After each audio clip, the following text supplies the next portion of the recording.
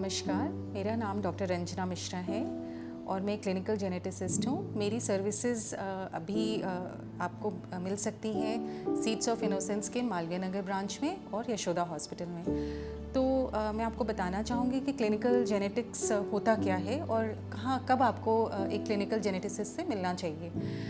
Clinical genetics एक नया branch है, लेकिन बहुत ही आजकल की समय में इसकी बहुत जगहों पे ज़रूरत पड़ती है। जैसे कि आप IVF के लिए जाना चाहते हैं, यानी कि टेस्ट ट्यूब बेबी के लिए जाना चाहते हैं, तो बहुत सी ऐसी कंडीशंस होती हैं जिसमें आपको जेनेटिक ओपिनियन की ज़रूरत पड़ती है। यदि आपकी फैमिली में कोई हिस्ट्री है जेनेटिक यानी कि अनुवांशिक रोग, सो कोई अनुवांशिक रोग की अगर हिस्ट्री है, कई बार हिस्ट्री नहीं भी होती है, लेकिन जब आप परामर्श लेते हैं तब पता चलता है कि इसकी संभावना है, तो ऐसे में आपको एक क्लिनिकल जेनेटिसिस्ट से मिलना चाहिए।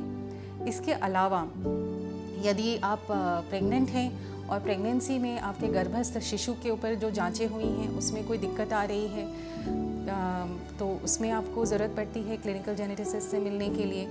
और शिशु के जन्म के बाद नवजात शिशु में भी कई ऐसे टेस्ट होते हैं जिनको हम न्यूबॉर्न स्क्रीनिंग बोलते हैं, उसके लिए भी क्लिनिकल जेनेटिसिस्ट की ज़रूरत पड़ती है।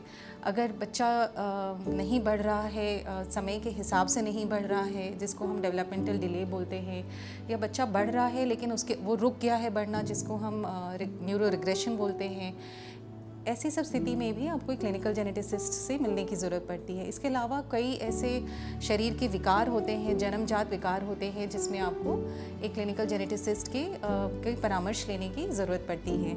इसके अलावा ये सिर्फ गर्भावस्था में या नवजात शिशु में ही नहीं, वहीं तक नहीं है। इसके अलावा एक किसी बड़े व्यक्ति में भी जेनेटिक्स के परामर्श की ज़रूरत पड़ सकती है, जैसे कि कैंसर जेनेटिक्स। इसमें भी जेनेटिक्स का काफ़ी योगदान है और इस समय भी अगर कोई हिस्ट्री है ऐसी, तो आपको एक क्लिनिकल जेनेटिसिस्ट से परामर्श लेनी चाहिए।